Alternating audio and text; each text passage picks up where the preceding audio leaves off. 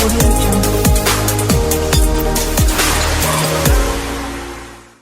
and welcome to Hope Tushant Yadav. I hope you are doing great. This is Indian Economy Full Course. We have already covered unit number 1 GDP and related concept and unit number 2 banking and finance. Today in this video I am going to start unit number 3 government budget and fiscal policy of the government. So this is lecture number 1. So I am going to cover the static portion as well as current affair related to the government budget and fiscal policy of the government. So let's start with the government budget. What is government budget? To take the feeling of government budget, you have to understand what is budget. So let's take an example from your life. Let's say you have planned a trip to Goa, but you don't have money. So Goa is on, but money is not on. So you have to arrange this money. तो आपको ये पैसा arrange करना पड़ेगा कहीं ना कहीं से, क्योंकि गोवा तो जाना ही है अब. But problem is how much to arrange, कितना अरेंज करें, 1 लाख 2 लाख 5 करोड़ 10 करोड़ कितना अरेंज करें. And second problem is from where to arrange, ये पैसे आएंगे कहाँ से फिर. तो आपने क्या किया, एक नोटबुक ली और आपने लिखना शुरू किया कि गोवा के लिए कितना पैसा चाहिए होगा, कितना अरेंज करें, तो इसके लिए गोवा में कितना एक्सपेंडिचर होगा. अगर ये पता चल जाए तो पहली प्रॉब्लम टैकल हो जाएगी कि हाउ मच टू अरेंज. तो आपने सोचा ठीक है गोवा में मेरे को ट्रैवल, पहले वहाँ पर पहुँचना होगा, तो ट्रैवल में कुछ खर्चा हो जाएगा, टूरिज्म में कुछ खर्चा हो जाएगा, एंड देन वहाँ पर रुकेंगे तो होटल में कुछ खाएंगे पिएंगे, फूड पिएंगे तो ज़्यादा हो जाएगा, बेवरेजेस में हो जाएगा खर्चा. एंड लेट्स से कि फिर आपने कुछ एडवेंचरस एक्टिविटी करनी है ना, उसमें खर्चा हो जाएगा. कुछ मिसलेनियस थिंग जो मैं बोल नहीं सकता वो सारी चीज़ें आपको करनी है, तो उसमें आपका कुछ खर्चा हो जाएगा. And you estimated that 5000 rupees is going to be my expenditure in the Goa. तो गोवा में मेरा 5000 रुपये का खर्चा बैठने वाला है. सो अब आपको पहली प्रॉब्लम का सोल्यूशन मिल गया, how much to arrange, 5000 to arrange. Now you want to tackle the second problem from where to arrange. तो आप गए रेवेन्यू पार्ट में कि पैसे अब आएंगे कहाँ से. तो ये सब आप एक एस्टिमेशन लगा रहे हो, एस्टिमेट कितना होगा, अभी हुआ नहीं है, अभी ये आप एस्टिमेट लगा रहे हो कि चलो लेट्स से मेरे पापा से मुझे 1000 रुपये मिल जाएंगे. लेट्स से मॉम अच्छी है, मेरी नेचर अच्छा है तो 2000 रुपये मिल जाएंगे. सिस्टर थोड़ी सी खड़ूस है तो लेट्स से 500 रुपीज़ ही मिलेंगे. ब्रदर भी मेरा अच्छा है तो लेट्स से 1500 रुपीज़ मिल जाएंगे. एंड मेरे फ्रेंड्स सबसे अच्छे हैं, दे आर द बेस्ट, उनसे सबसे ज़्यादा कंट्रीब्यूशन मिलेगा 0. So by this way I am going to get the money. तो मेरे को यहाँ से पैसे यहाँ से पैसे अरेंज होंगे. सो आपने कैलकुलेट किया और ये आएगा 5000 रुपीज़. सो आपने ठीक कहा ओके, तो रेवेन्यू आपका 5000, इतने पैसे आ जाएंगे आपके पास और इतना खर्चा होगा. तो आपने कहा कि okay everything is sorted now. So what you have made, this is called budget to Goa. तो आपने ये बजट ही तो बनाया गोवा जाने का. In the similar way government also prepares it's budget कि साल भर में गवर्नमेंट का कहाँ पर खर्चा होगा और गवर्नमेंट के पास कहाँ से पैसे आएंगे, उसे गवर्नमेंट ने बोला गवर्नमेंट बजट. तो दिस इज गवर्नमेंट बजट. और कॉन्स्टिट्यूशन ने बोला एनुअल फाइनेंशियल स्टेटमेंट. तो कॉन्स्टिट्यूशन ने इसी चीज को क्या बोला, एनुअल फाइनेंशियल स्टेटमेंट. एनुअल मतलब सालाना, फाइनेंशियल मतलब रिलेटेड टू मनी, स्टेटमेंट मतलब बही खाता, वही चीज सेम चीज जो मैं आपको बोल रहा हूँ. तो कॉन्स्टिट्यूशन में कहीं पर ये मेंशन नहीं है कि बजट टर्म मेंशन नहीं है, उसकी जगह क्या मेंशन है, एनुअल फाइनेंशियल स्टेटमेंट. तो वो भी गवर्नमेंट बजट है. तो गवर्नमेंट बजट जैसे आपके बजट के 2 पार्ट थे, revenue part and the expenditure part, ऐसे ही गवर्नमेंट के भी 2 पार्ट है, revenue part and expenditure part. Revenue part को गवर्नमेंट ने बोला financial bill and expenditure part को बोला अप्रोप्रिएशन बिल, क्योंकि इसमें एक्सपेंडिचर है. So you have to appropriate money out of the consolidated fund of India. तो वहां से पैसे निकालने हैं, तो उस चीज को बोला उन्होंने अप्रोप्रिएशन बिल. तो बजट पढ़ने के 2 तरीके हैं. एक पॉलिटी में हम पढ़ते हैं बजट, ठीक है, वो पॉलिटिकल एस्पेक्ट से पढ़ते हैं. दूसरा हम पढ़ते हैं इकोनॉमी. तो इकोनॉमी में हम इकोनॉमी एस्पेक्ट से ही पढ़ेंगे. तो थोड़ा सा बता देता हूँ. फाइनेंशियल बिल में क्या होगा, प्रपोजल फॉर टैक्सेशन की, टैक्स लगाकर कितना टैक्स लगाएंगे, कहाँ पर लगाएंगे, किस पर और ऐड करना है, स्लैब्स में क्या चेंजेस करने हैं, उससे कितना पैसा आएगा, ये सब क्या है फाइनेंशियल बिल में आएगा. अप्रोप्रिएशन बिल में कि मिनिस्ट्रीज को कितना ग्रांट देना है, हर मिनिस्ट्री को कितना पैसा देना है. जो कॉन्स्टिट्यूशनल पोस्ट है जैसे कि president, vice president, election commission, इनकी सैलरी भी तो जाएगी, जो कि हम उसमें कुछ कर भी नहीं सकते हैं ना. एक फिक्स्ड है कि इतना तो पैसा खर्च ही होगा, जो फिक्स्ड है उसे हमने बोला चार्ज एक्सपेंडिचर. और जो हमने मिनिस्ट्रीज को दिया उसको बोला हमने डिमांड्स फॉर ग्रांट्स. समझ रहे हैं इस चीज को, इतना समझ में आ रहा है. तो इतना खर्चा होगा, इतना हमारे पास रेवेन्यू आएगा. तो गवर्नमेंट ने भी अपने पूरे साल भर का बजट बनाया.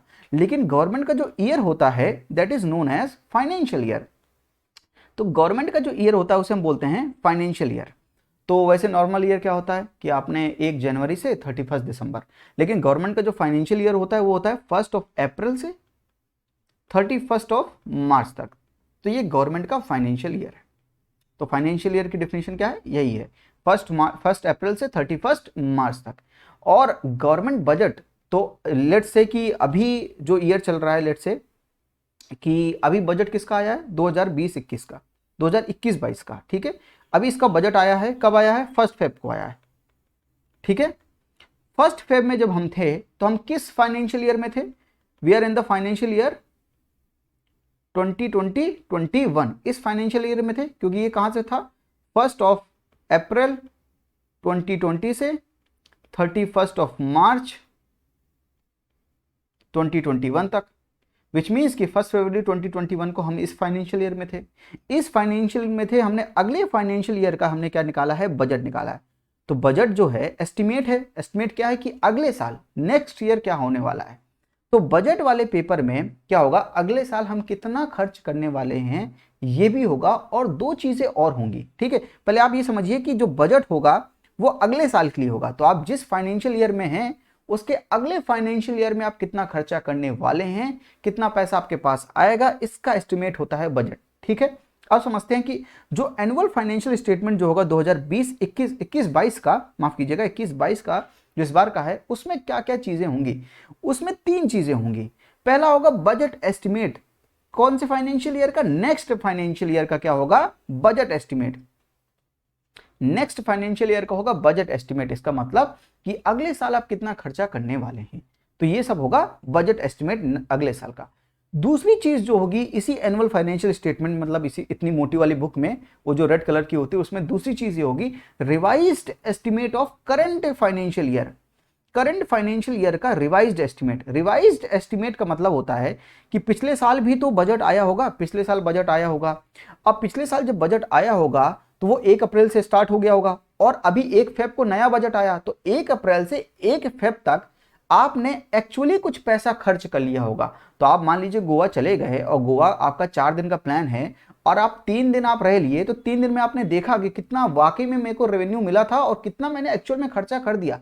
तो आपने रिवाइज्ड एस्टिमेट निकाला वहीं पर गोवा में कि यार इतने ही पैसे बचे हैं, तो अब इतना ही खर्चा हो पाएगा। समझ रहे हैं इस चीज को।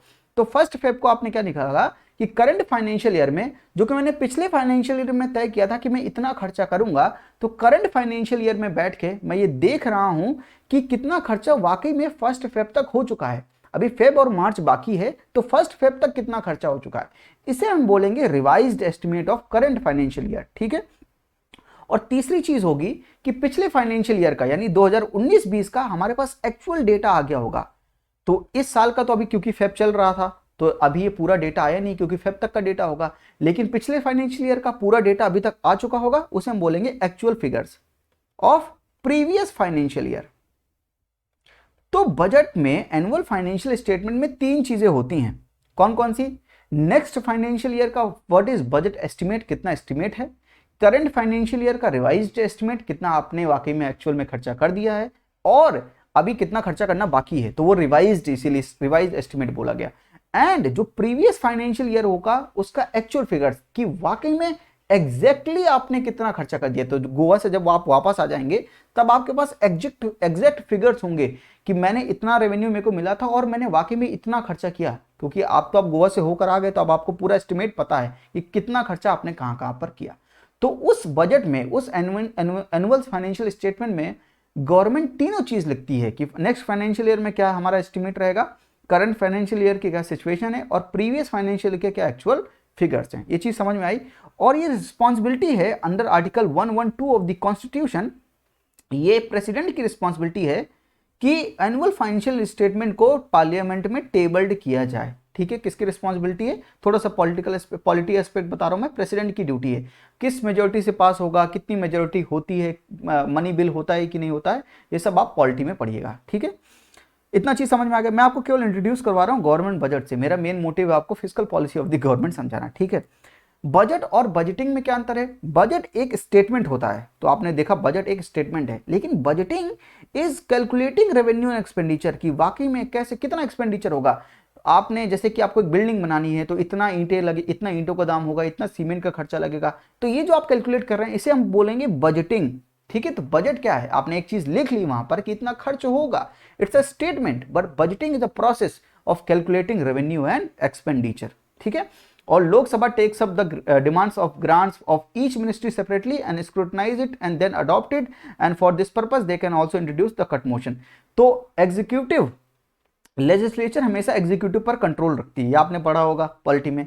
तो उसके लिए अगर एग्जीक्यूटिव पर कंट्रोल रखना है तो वो कुछ कट मोशंस भी पास कर सकती है। कट मोशन जैसे कि पॉलिसी कट, तो गवर्नमेंट ने कुछ पॉलिसी निकाली और वो पॉलिसी अच्छी नहीं लगी उनको, किनको, लेजिस्लेचर को, उन्हें लगा कि पॉलिसी में बहुत बड़ा फ्लॉ है, ये पॉलिसी ठीक नहीं है। तो जिस पॉलिसी के लिए उनको अच्छा नहीं लगा तो उस पॉलिसी में क्या कर सकते हैं, उस पॉलिसी के लिए लेट से 100 करोड़ रुपीस एलोकेट करने थे, लेकिन वो 100 करोड़ को वो लोग रिड्यूस करके 1 रुपीस कर सकते हैं। तो एक पॉलिसी कट मोशन पास किया जाएगा। अगर वो पास हो गया तो गवर्नमेंट ने जितना मांगा था उसकी जगह उनको 1 रुपए मिलेगा, सिर्फ 1 रुपए, reduce to only 1 rupees. This is called policy cut. This is the control of legislature over executive. ठीक है, and second is economy cut. Economy cut का मतलब कि we will reduce your money to a certain extent. Let say आपको 100 crore rupees चाहिए थे, लेकिन हमको आपकी ये जो पॉलिसी है वो सही नहीं लगी, मुझे लग रहा थोड़ी बहुत दिक्कत है। लेट से कि मुझे लगा कि यार 20 करोड़ आपने ओवर एस्टिमेट करके बताया है, 80 करोड़ रुपए ही आपको जरूरत है, एक्चुअल में आपने 20 करोड़ ज्यादा बताए। तो एक इकोनॉमी कट मोशन पास किया जाएगा और आपको केवल एक स्पेसिफिक अमाउंट से रिड्यूस कर दिया जाएगा उस अमाउंट को। लेट से 100 करोड़ रुपीस को 20 करोड़ रुपीस से माइनस कर दिया जाएगा, तो आपको 80 करोड़ रुपए एलोकेट होंगे। This is called economy cut. And एक होता है टोकन कट। टोकन कट का मतलब होता है कि कुछ ज़्यादा मेन इशू नहीं है, ज़्यादा मेन इशू नहीं लग रहा है, पर कुछ तो गड़बड़ है, ऐसा कुछ लग रहा है, बस लग रहा है, तो उन्होंने एक टोकन कट मोशन पास कर दिया। और अगर 100 करोड़ रुपए चाहिए थे तो उसमें उन्होंने 100 रुपए रिड्यूस कर दिया, कि 100 करोड़ में 100 रुपए रिड्यूस कर दिया। 100 रुपए कुछ होता है नहीं, रिड्यूस बाई 100 रुपीज, तो 100 रुपए कम कर दिया। This is to show that कि legislature is not happy with you, this type of policy से इतना खुश नहीं है वो, थोड़ी बहुत फ्लॉ है इस पॉलिसी में, तो इसको भी आप रिड्यूस, मतलब ये सिंबॉलिक है, आप समझ सकते हैं। टोकन कट 100 रुपए से कुछ होगा तो है नहीं। तो these are the cut motions. This is basically the legislature control over executive. तो policy cut, economy cut and token cut. So I have introduced you to the government budget. Let's move to the fiscal policy of the government. ये बहुत जरूरी है, fiscal policy of the government. So let's start with the fiscal policy of the government. ना government budget में आपने पढ़ा कि estimate लगाती है कि कितना रेवेन्यू आएगा और कितना एक्सपेंडिचर करेगी गवर्नमेंट, लेकिन फिस्कल पॉलिसी है, fiscal policy is the use of government revenue collection and expenditure to influence a country's economic, specially the macro economic conditions including the aggregate demands of goods and services, employment, inflation, economic growth etcetera etcetera. Fiscal policy क्या है कि revenue और expenditure तो आपका revenue आएगा, पर आप जो एक्सपेंडिचर करोगे तो आप कैसे एक्सपेंडिचर करोगे, एक्चुअल में आप किस तरह से एक्सपेंडिचर करोगे, तो गवर्नमेंट का जो रेवेन्यू कलेक्शन है उसको आप यूज कैसे करोगे, ये फिस्कल पॉलिसी बताएगी कि आपका जो है, आप जो है रोड्स बनाने में खर्चा करोगे, या आप जो है डिसइन्वेस्टमेंट से पैसा लाओगे, या आप जो है सैलरी में कितना पैसा दोगे, आप जो है लॉ एंड ऑर्डर पे कितना खर्च करोगे। तो एक्चुअल में जो यूज है, use of government revenue collection, actual में आप कैसा करोगे, ये क्या बताएगी, fiscal policy of the government बताएगी। ठीक है, और इस फिस्कल पॉलिसी गवर्नमेंट से होगा क्या, that will influence the countries specially the macro economic conditions. कैसे इन्फ्लेशन को इंपैक्ट करेगा, इकोनॉमिक ग्रोथ कैसी होगी, ये डिपेंड करेगा कि फिस्कल पॉलिसी कैसी है। फिस्कल पॉलिसी में ज्यादा आपने खर्चा किया है या आप कंजूस हैं, मतलब आपके पास जितना रेवेन्यू आया उससे ज्यादा आपने खर्चा किया है, या जितना आपके पास रेवेन्यू आया है उससे कम खर्चा किया है, या आपने जितना रेवेन्यू आया है उतना ही खर्चा किया है। तो ये बताएगा कि गवर्नमेंट इकोनॉमी की कंडीशन कैसी है, इकोनॉमिक ग्रोथ कैसी होगी, इन्फ्लेशन कैसा होगा, एम्प्लॉयमेंट कितना जनरेट हो रहा है, गुड्स एंड सर्विसेज के क्या डिमांड है। तो ये सब क्या इन्फ्लुएंस कौन करेगा, गवर्नमेंट की फिस्कल पॉलिसी इन सब चीजों को इन्फ्लुएंस करेगी। तो 3 टाइप्स ऑफ कंडीशन हो सकती है फिस्कल पॉलिसी के साथ। कैसे, लेट्स से आपकी पॉकेट के साथ भी 3 कंडीशन हो सकती है। Let's say this is your pocket, और आपकी पॉकेट में कुछ रेवेन्यू आ रहा है एंड आप कुछ एक्सपेंडिचर कर रहे हैं। अब आपकी पॉकेट के साथ 3 कंडीशंस हो सकते हैं। कौन कौन सी 3 कंडीशंस, कि आपका जितना रेवेन्यू आया उतना ही एक्सपेंडिचर के बराबर है। 100 रुपए आपके पास आए और आपने 100 रुपए खर्च कर दिए, तो पहली कंडीशन हो गई revenue equal to expenditure. Let's say आपकी दूसरी कंडीशन है कि आपके पास 100 रुपए आए और आपने केवल 90 रुपए खर्च किए, revenue is greater than your expenditure. ठीक है। तीसरी कंडीशन हो सकती है कि लेट्स से आपके पास 100 रुपए आए और आपने 110 रुपए खर्च कर दिए, that means revenue is less than expenditure. और प्रॉब्लम ये है कि आप पूछेंगे कि 110 रुपए कैसे खर्च कर दिए जब 100 ही रुपए आए, तो आपने 10 रुपए का लोन ले लिया भाई किसी अपने दोस्त से, तो ऐसे खर्च कर सकते हैं उस फाइनेंशियल ईयर में, आप ज्यादा खर्च भी कर सकते हैं। ठीक है। तो expenditure is basically greater than revenue. तो तीन चीजें हो सकती हैं आपकी पॉकेट के साथ। जब आपकी पॉकेट के साथ तीन कंडीशन हो सकती हैं तो गवर्नमेंट की पॉकेट के साथ भी तीन कंडीशन हो सकती हैं। ठीक है। गवर्नमेंट की पॉकेट के साथ तीन कंडीशन होती हैं तो हम उसे बोलते हैं three types of fiscal policy. Simple. Okay. अगर गवर्नमेंट का रेवेन्यू और एक्सपेंडिचर बराबर है तो government is following the neutral fiscal policy. अगर गवर्नमेंट का रेवेन्यू ज्यादा है एक्सपेंडिचर से, that means government is following contractionary fiscal policy. And अगर गवर्नमेंट का एक्सपेंडिचर ज्यादा है तो government is following expansionary fiscal policy. अब इनका नाम कॉन्ट्रैक्शनरी क्यों पड़ा, इनका नाम एक्सपेंशनरी क्यों पड़ा, अब ये चीज समझिए आप। तो मैंने आपको जीडीपी में एक चीज क्लियर की थी कि जीडीपी एक्सपेंडिचर मेथड से क्या है, सी प्लस आई प्लस जी प्लस एक्स, और ये जी क्या था वहां पर, गवर्नमेंट स्पेंडिंग। तो गवर्नमेंट एक्सपेंडिचर ही है यहाँ पर, बेसिकली गवर्नमेंट कितना खर्च कर रही है तो गवर्नमेंट एक्सपेंडिचर है, तो जी क्या है, गवर्नमेंट एक्सपेंडिचर। अगर जीडीपी जी से डायरेक्टली रिलेटेड है तो अगर जी बढ़ेगा यानी गवर्नमेंट स्पेंडिंग बढ़ेगी तो जीडीपी भी बढ़ेगी, और अगर जी रिड्यूस होगा तो जीडीपी भी रिड्यूस होगी। ये चीज तो आप समझते हैं, कोई चीज डायरेक्टली रिलेटेड है इसका मतलब कि वो चीज उस पर एकदम पॉजिटिव इंपैक्ट डालेगी अगर डायरेक्टली रिलेटेड है। अगर वो खुद रिड्यूस हो रही है तो सामने वाले को भी रिड्यूस करेगी। तो अगर गवर्नमेंट स्पेंडिंग ज्यादा हो रही है तो एक्सपेंशनरी फिस्कल पॉलिसी की बात करें तो उसमें एक्सपेंडिचर ज्यादा है गवर्नमेंट का जितना रेवेन्यू आ रहा है, यानी गवर्नमेंट बहुत ढेर सारा एक्सपेंडिचर कर रही है। तो गवर्नमेंट जब एक्सपेंडिचर बहुत ढेर सारा करेगी तो गवर्नमेंट स्पेंडिंग बढ़ेगी तो जीडीपी बढ़ेगी। अब कंट्री की इकोनॉमी क्या, जीडीपी ग्रॉस डोमेस्टिक प्रोडक्ट वो बढ़ रहा है, यानी all the production, all the final value of goods and services that has been produced in the domestic territory of a nation वो बढ़ रहा है। दैट मींस कि इकोनॉमी जो है वो एक्सपैंड हो रही है। अगर इकोनॉमी एक्सपैंड हो रही है तो उसे कौन सी फिस्कल पॉलिसी बोलेंगे, एक्सपेंशनरी फिस्कल पॉलिसी। तो इसके नाम में ही है बेसिकली, क्यों नाम पड़ा, क्योंकि जितना ज्यादा एक्सपेंडिचर करेगी गवर्नमेंट उतना ज्यादा जीडीपी बढ़ेगी। गवर्नमेंट अगर ज्यादा खर्च करेगी तो इकोनॉमी में जो है इकोनॉमी जो है एक्सपेंड करेगी। दैट मींस कि government is following expansionary fiscal policy. Just opposite सोचिए कि गवर्नमेंट अगर स्पेंडिंग कम कर दे, गवर्नमेंट स्पेंडिंग कम होगी तो जीडीपी कम हो जाएगी, विच मींस कि इकोनॉमी क्या होगी, कॉन्ट्रैक्ट हो जाएगी। अगर इकोनॉमी कॉन्ट्रैक्ट हो जाएगी तो कौन सी फिस्कल पॉलिसी है भाई, कॉन्ट्रैक्शनरी फिस्कल पॉलिसी। तो नेम क्लियर है आपको, neutral fiscal policy, contractionary fiscal policy and expansionary fiscal policy. तो तीन टाइप की फिस्कल पॉलिसीज हो सकती हैं। तो रेवेन्यू और एक्सपेंडिचर पे सब कुछ डिपेंड करेगा। इतना क्लियर है यहां तक, एकदम परफेक्ट, सब कुछ ठीक ठाक। ठीक है, let's move to the most I think की easy part of fiscal policy of the government. लेकिन ये चीज लोग पढ़ाते बहुत टिपिकल हैं। तो गवर्नमेंट की दो पॉकेट होती हैं, एक रेवेन्यू अकाउंट होता है गवर्नमेंट का, एक कैपिटल अकाउंट होता है। इन दो अकाउंट को बहुत इजी तरीके से हम समझने की कोशिश करते हैं by taking an example from your daily life. Okay, let's take an example. Let's say you have two pockets, so you are here and you have two pockets. Let's say this is pocket number 1 and this is pocket number 2. Now the characteristics of these pockets is, ये पहली pocket की characteristics है कि ये daily basis की pocket है, यानी इस पर डेली बेसिस पे कुछ पैसे आते हैं और यहां पर डेली बेसिस पे आप कुछ एक्सपेंडिचर करते हैं। ठीक है। दूसरी पॉकेट की खास बात यह है कि ये वंस इन अ वाइल यानी कभी कभी वाली पॉकेट है, यानी इस पॉकेट में आपके कभी कभी रुपए आते हैं और इस पॉकेट से आप कभी कभी खर्च करते हैं। तो भाई आपके पास दो पॉकेट हैं, एक डेली बेसिस वाली पॉकेट है, एक वंस इन अ वाइल यानी कभी कभी वाली पॉकेट है। दैट मीन्स डेली बेसिस का मतलब, मेरा कहने का मतलब है कि शॉर्ट टर्म वाली पॉकेट है, और यहां पर कहने का मतलब है कि लॉन्ग टर्म की बात कर रहे हैं, कभी कभी। ठीक है, इतना चीज क्लियर है। एग्जाम्पल ले सकते हैं। शॉर्ट टर्म पे भाई आपके पास पैसे कहां से आएंगे, लेट से शॉर्ट टर्म पे आपके पास पैसे आ सकते हैं, रेवेन्यू का देखते हैं जरिया क्या क्या हो सकता है। आपने अपना कमरा किराए पे दिया है तो हर मंथली आपके पास क्या आएगा, रेंट आएगा। ठीक है, रेंट का पैसा आपका क्या होगा, रेवेन्यू होगा डेली बेसिस वाली पॉकेट पे। ठीक है। दूसरी चीज आपकी पॉकेट मनी हो सकती है। भाई पापा आपको अभी भी पॉकेट मनी देते हैं 1000 रुपए, तो pocket money regularly short term पे देते हैं, that is incoming into your pocket number 1। So daily basis पे आपकी इनकमिंग है।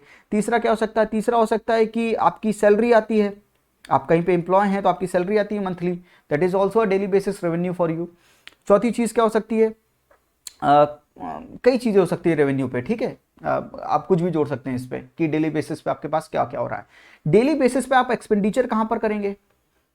एक्सपेंडिचर कहाँ पर करेंगे? लेट्स से आप ग्रोसरी पे कुछ खर्चा करेंगे, फूड पर कुछ खर्चा करेंगे, कुछ बुक्स पर खर्चा करेंगे, कुछ इधर उधर खर्चा करेंगे, है ना। तो ये क्या है? डेली बेसिस पे आपके कुछ खर्चे होंगे। Once in a while basis वाले, कभी कभी वाले, क्या आपके पास रेवेन्यू कहाँ से आएगा? कभी कभी आपके पास रेवेन्यू हो सकता है कि लेट्स से कि आपने अपना जो होम है वो बेच दिया है, घर बेच दिया। अब घर तो रोज बेचेंगे नहीं, कभी कभी बेचेंगे, तो वहां से जो पैसे आएंगे आपके पास। लेट्स से आपके पास कुछ लैंड है, उसने आपने उसको भी सेल कर दिया है, तो वो कभी कभी आपके पास पैसे आएंगे। आपने किसी से लोन ले लिया, तो आप कभी से किसी से कभी कभी लोन लोगे, ऐसा तो नहीं रोज लोन लेने पहुंच जाओगे। तो लोन क्या है? पैसे आ तो रहे ना आपके पास, तो ये क्या है? Revenue on the long term वाली बेसिस वाली, जो वंस इन अ बेसिस वाली पॉकेट है, उस पर क्या है? इनकमिंग है। एक्सपेंडिचर क्या हो सकता है? एक्सपेंडिचर कभी कभी क्या कर सकते हैं आप किसी का लैंड खरीद सकते हैं, तो आप किसी का लैंड खरीदेंगे तो उसको पैसे देंगे। किसी का होम खरीद सकते हैं, ठीक है। आपके दोस्त का बर्थडे आया, आपने उसको एक एक्सपेंसिव गिफ्ट दिया, that is also a long term expenditure. क्यों भाई? कभी कभी बर्थडे आएगा, कभी कभी गिफ्ट देंगे, तो दिस टाइप ऑफ एक्सपेंडिचर आप कर सकते हैं लॉन्ग टर्म पे। तो मैंने एग्जांपल से समझाया है कि आप डेली बेसिस पे आपके पास पैसे कहां से आएंगे, डेली बेसिस पे आप पैसे कैसे खर्च करोगे, once in a while basis पे आपके पास पैसे कहां से आएंगे, और आप कैसे वंस इन अ वाइल कभी कभी पैसे कैसे खर्च करोगे। In a very similar way government also do this. तो गवर्नमेंट की आपकी जो ये पॉकेट नंबर 1 है, वो उसे गवर्नमेंट का हम रेवेन्यू अकाउंट कहते हैं। क्या बोलते हैं भाई? Revenue account. और आपकी जो पॉकेट नंबर 2 है, उसे हम बोलते हैं capital account of the government. इतना क्लियर हुआ या नहीं? तो आपकी जो पॉकेट नंबर 1 है, उसे हमने बोला रेवेन्यू अकाउंट। रेवेन्यू अकाउंट का मतलब डेली बेसिस वाली है पॉकेट, डेली बेसिस वाली। और दूसरा मैंने बोला कैपिटल अकाउंट, यानी once in a while basis वाली pocket, once in a while basis वाली पॉकेट, ठीक है। अब गवर्नमेंट की जो पहली डेली बेसिस वाली पॉकेट है, उसके साथ दो कंडीशन हो सकती है कि उसके पास रेवेन्यू कहां से आएगा। आएगा मतलब रेवेन्यू रिसीट, तो क्या बोलेंगे उसको? Revenue receipt. Let me zoom this. तो इसे क्या बोलेंगे? Revenue receipt. और आप डेली बेसिस पे खर्चा क्या कर रहे हो, उसे बोलेंगे रेवेन्यू एक्सपेंडिचर। अब आप बोलोगे कि कभी कभी पैसे कहां से आएंगे, तो उसे बोलेंगे कैपिटल रिसीट। कभी कभी खर्च कहां करोगे, तो उसे बोलेंगे capital expenditure, in a very similar वे। और आप पूछोगे कि सर आपने जैसे बताया था कि डेली बेसिस पे यहां से पैसे आएंगे, तो गवर्नमेंट के पास डेली बेसिस पे पैसे कहां से आएंगे? भाई बताते हैं। गवर्नमेंट के पास डेली बेसिस पे पैसे आ सकते हैं टैक्स से भी और नॉन टैक्स से। तो टैक्स से कैसे? कि आपने इनकम टैक्स लगाया, कॉर्पोरेट टैक्स लगाया, जीएसटी लगाई, एक्साइज ड्यूटी लगाई, कस्टम ड्यूटी लगाई, तो कुछ इनडायरेक्ट टैक्स लगाए, कुछ डायरेक्ट टैक्स लगाए, तो उस टैक्स से जितना पैसा आएगा वो क्या है? डेली बेसिस पे आएगा, तो वो टैक्स सोर्स से पैसा आएगा गवर्नमेंट के पास। एंड नॉन टैक्स सोर्स से भी आ सकता है, जैसे कि फाइन, फी, टोल। तो आप रोड में जा रहे हैं तो टोल टैक्स लगता है ना, आपका आपका चालान कट गया तो आपसे वो फाइन ले लिया उन्होंने, तो उससे जितने पैसे आए गवर्नमेंट के पास। गवर्नमेंट के पास जो डिविडेंड आता है, गवर्नमेंट ने किसी को लोन दिया है, उसका इंटरेस्ट गवर्नमेंट के पास आता है, तो इंटरेस्ट रिसीव्ड। तो दीज आर नॉन टैक्स, यानी टैक्स नहीं आ रहा है, किसी और तरीके से आ रहा है, नॉन टैक्स। तो नॉन टैक्स सोर्सेस हो सकते हैं, टैक्स सोर्सेस हो सकते हैं। डेली बेस पे गवर्नमेंट के पास ऐसे पैसे आता है। गवर्नमेंट डेली खर्चा कैसे कर सकती है? तो गवर्नमेंट डेली दो बेसिस पे खर्चा कर सकती है। क्या? एक डेवलपमेंटल वर्क पे कर सकती है, या नॉन डेवलपमेंटल वर्क पे कर सकती है। डेवलपमेंटल वर्क का मतलब कि कुछ इंफ्रास्ट्रक्चर है, जैसे कि रोड्स है, कैनल्स है, बिल्डिंग्स है, उनका मेंटेनेंस करवाना, उसमें जो खर्चा लगेगा। रिसर्च एंड डेवलपमेंट में जो खर्चा लगेगा, उसमें कितना खर्चा लगेगा, वो गवर्नमेंट का क्या है? रिसर्च एंड डेवलपमेंट में खर्चा करेगी, तो जाहिर सी बात है डेवलपमेंट के लिए खर्चा कर रही है। नॉन डेवलपमेंट का मतलब कि इंटरेस्ट पेमेंट, गवर्नमेंट ने किसी से लोन लिया है तो गवर्नमेंट ने उसका इंटरेस्ट पे किया है। अब इंटरेस्ट पे करने में तो कुछ डेवलपमेंटल वर्क हो नहीं सकता, तो इसलिए नॉन डेवलपमेंटल। सैलरी में खर्चा होना, डिफेंस में खर्चा होना, सब्सिडी देना, ग्रांट्स देना वेरियस स्टेट्स गवर्नमेंट को, लॉ एंड ऑर्डर पे खर्चा करना, पेंशन देना, ये सब चीजों पे जब खर्चा होता है तो गवर्नमेंट इनसे डेवलपमेंटल वर्क नहीं कर सकती। अब मनरेगा में किसी को पैसा देगी तो उससे डेवलपमेंटल वर्क थोड़ी ना हो रहा है, उससे तो चलो मान भी सकते हैं हो रहा है, क्योंकि गवर्नमेंट गड्ढे भर रही है और गड्ढे खोद रही है, वो अलग बात है, ठीक है, डिफरेंट टॉपिक। लेकिन किसी को सैलरी देने से तो डेवलपमेंटल वर्क नहीं होगा, ठीक है, डायरेक्टली। तो non developmental work and developmental work पे कुछ एक्सपेंडिचर होगा, डेली बेसिस पे होगा, वो मैंने आपको ये सोर्सेस बताए। तो रेवेन्यू अकाउंट में क्या होगा? कहां से पैसे आएंगे और कहां पर खर्च होंगे, डेली बेसिस पे। और टैक्स से आ सकते हैं, नॉन टैक्स से आ सकते हैं, डेवलपमेंटल वर्क पे खर्चा हो सकता है, नॉन डेवलपमेंटल वर्क पे खर्चा हो सकता है।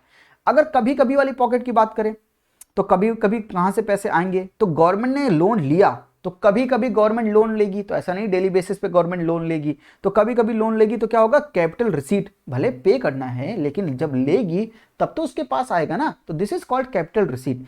Recover the loan principal amount, तो गवर्नमेंट ने किसी को लोन दिया है, लोन दिया है तो उसका जब इंटरेस्ट आया, तो मैं ये कॉन्सेप्ट समझाऊंगा, अभी आप यहां पे पढ़ लीजिए, recover the loan principal amount, ठीक है। गवर्नमेंट ने अपनी जमीन बेच दी, सेल ऑफ गवर्नमेंट असेट की लैंड बेच दिया तो उससे पैसे आएंगे गवर्नमेंट के पास।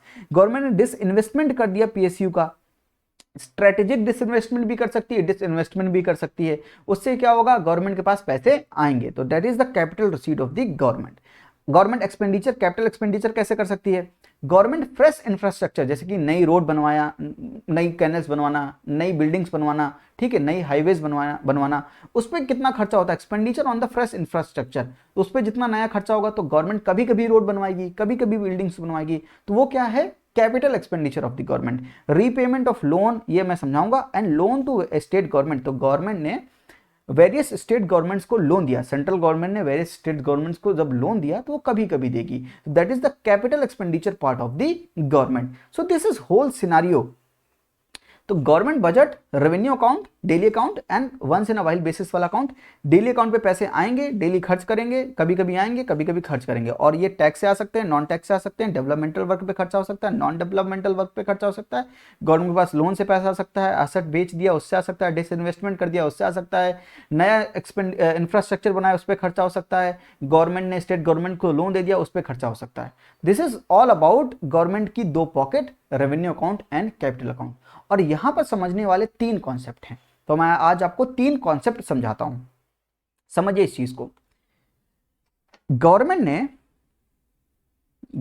ने लोन जो है किसी से लिया है, अगर लोन लिया है तो दो चीजें करनी पड़ेगी, एक तो उसका इंटरेस्ट पे करना पड़ेगा और एक उसका प्रिंसिपल अमाउंट पे करना पड़ेगा, ठीक है, इतना क्लियर है।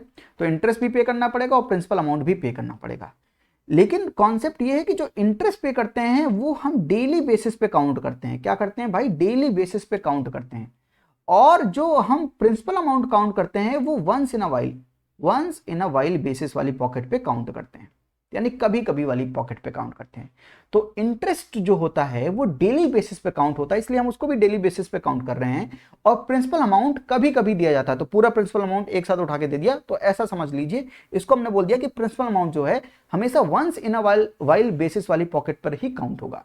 तो गवर्नमेंट ने अगर लोन लिया है तो गवर्नमेंट को एक्सपेंडिचर करना पड़ेगा, यानी गवर्नमेंट को इंटरेस्ट देना पड़ेगा और प्रिंसिपल अमाउंट भी देना पड़ेगा, that means they both are expenditure.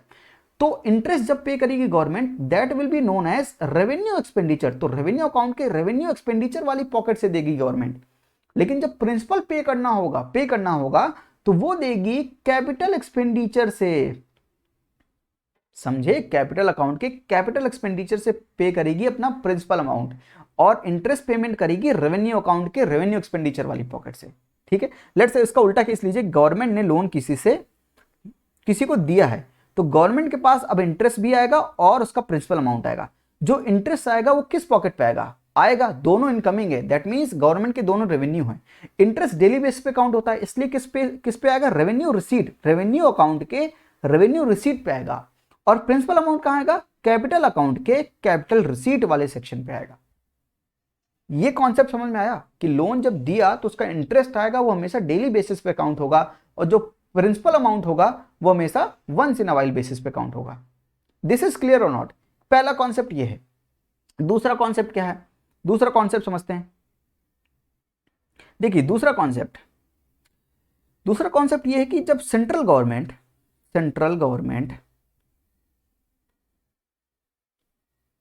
State government को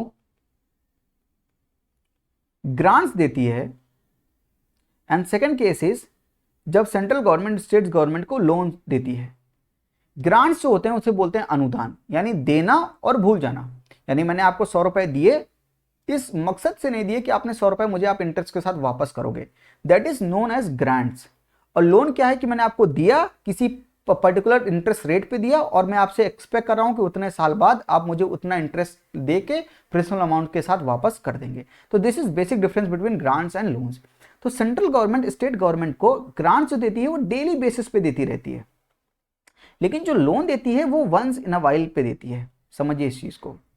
तो अगर सेंट्रल गवर्नमेंट स्टेट गवर्नमेंट को अगर ग्रांट देती है तो वो देती है, दैट मीन्स एक्सपेंडिचर है। लोन देना या ग्रांट देना सेंट्रल गवर्नमेंट का तो एक्सपेंडिचर है, तो सेंट्रल गवर्नमेंट का एक्सपेंडिचर है, लेकिन ग्रांट्स कैसा एक्सपेंडिचर है, रेवेन्यू एक्सपेंडिचर है। और लोन्स क्या है, capital expenditure of the government. दूसरा कॉन्सेप्ट क्लियर हुआ या नहीं? ठीक है, इतना इतना क्लियर है। तीसरा कॉन्सेप्ट क्या है? तीसरा कॉन्सेप्ट ये है कि जब भी आप इकोनॉमी में कुछ नया क्रिएट करोगे, जैसा नया इंफ्रास्ट्रक्चर बनाओगे, रोड्स, बिल्डिंग्स, कैनल्स, कुछ भी बनाओगे, नया इंफ्रास्ट्रक्चर बनाओगे, तो कुछ भी जब नई चीज आप क्रिएट करोगे, जैसे कि रोड्स, बिल्डिंग्स मैंने बताया, दैट विल बी, कुछ क्रिएट कर रहे हो तो खर्चा लगेगा, that will be the expenditure. कैसा खर्चा होगा? कभी कभी, क्योंकि आप कभी कभी कोई चीजें नई क्रिएट करोगे, that will be known as capital expenditure of the government, तो वहां पर काउंट करेंगे। लेकिन इन इंफ्रास्ट्रक्चर को मेंटेन करना पड़ेगा, तो रोड में गड्ढे हो गए हैं तो उसका मेंटेनेंस करना पड़ेगा, तो ये जो मेंटेनेंस में खर्चा होगा ये आपको डेली बेसिस पे मेंटेनेंस करना होगा, इसलिए जो ये मेंटेनेंस पे खर्चा होगा वो revenue expenditure of the government होगा। तीन कॉन्सेप्ट आपको समझ में आया, लोन वाला, ये ग्रांट्स एंड लोन जो सेंट्रल गवर्नमेंट स्टेट गवर्नमेंट को देती है, और ये इंफ्रास्ट्रक्चर वाला नया क्रिएट करेंगे तो कैपिटल एक्सपेंडिचर, लेकिन उसी चीज को हम मेंटेन कर रहे हैं, रोड्स में गड्ढे पड़ गए उस चीज को मेंटेन कर रहे हैं, दैट इज रेवेन्यू एक्सपेंडिचर।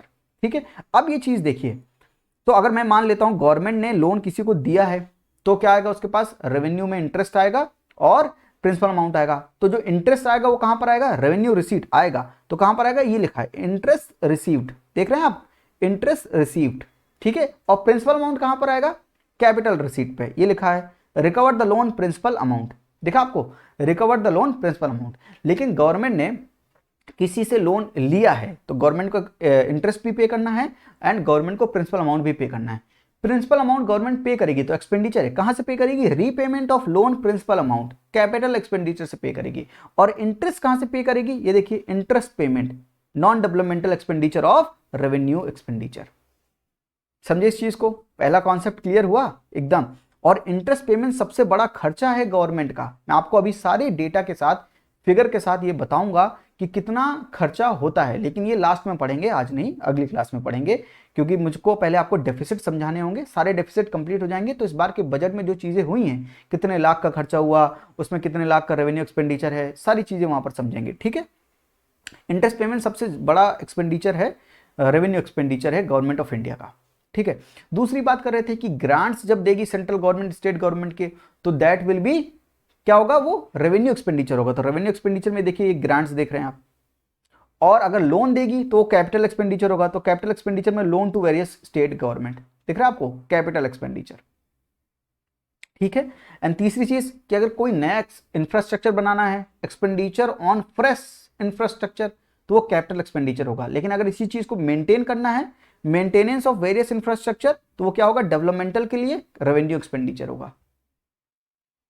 ठीक है, इतना क्लियर है, आज इतना क्लियर होना चाहिए तभी आगे बढ़ेंगे। तो अगली क्लास में हम जब मिलेंगे तो मैं आपको डेफिसिट समझाऊंगा, ये सारे डेफिसिट हम समझेंगे, उसके बाद हम समझेंगे कि कितना कहां पर खर्चा हुआ, सारे ग्राफ्स एंड चार्ट से हम सब कुछ समझेंगे। ठीक है, तो ये सब हम अगली क्लास में करेंगे, एक क्लास में ज़्यादा हो जाएगा। तो आई थिंक कि आपको ये क्लास अगर अच्छी लगी तो लाइक जरूर कीजिएगा, चैनल को सब्सक्राइब कर लीजिएगा, टेलीग्राम चैनल से हमारे जरूर जुड़िए, वहाँ पर 3 से 5 करंट अफेयर्स वहाँ पर डेली क्वेश्चंस के रूप में आपको मिलता है, उन क्वेश्चंस को लगाइए आप। ठीक है, और करंट अफेयर अपना स्ट्रॉन्ग कीजिए, और all the best for all your future examinations. Thank you, नमस्ते, जय हिंद।